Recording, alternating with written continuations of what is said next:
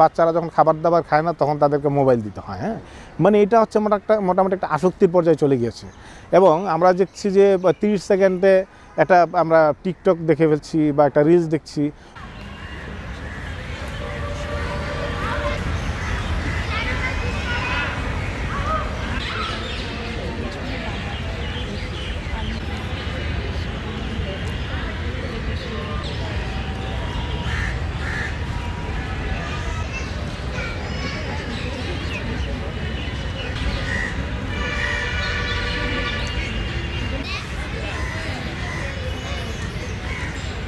যুগ যুগ ধরে হচ্ছে যে বই পড়ার অভ্যাসটা ছিল এটা হারিয়ে যাচ্ছে ডিজিটাল যুগ আসার পর থেকে। আমরা সেই বিষয়গুলো আবার চলে আসুক। অনেক বইপ্রেমীদের সাথে দেখা হয়।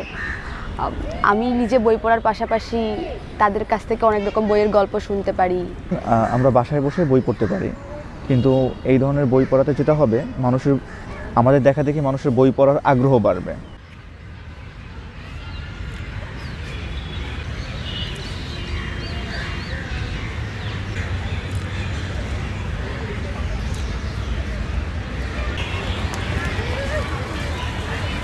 একটা বই শেষ করার জন্য একদম শেষ পর্যন্ত অপেক্ষা করে শেষ পৃষ্ঠায় যাওয়ার পর সে বুঝতে পারে যে এই গল্পের মূল কাহিনীটা কী।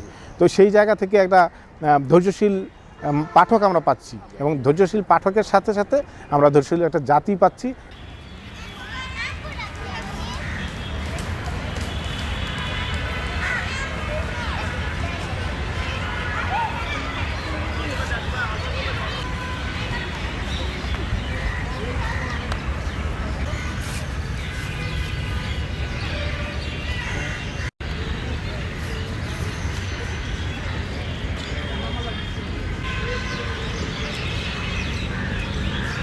Bye.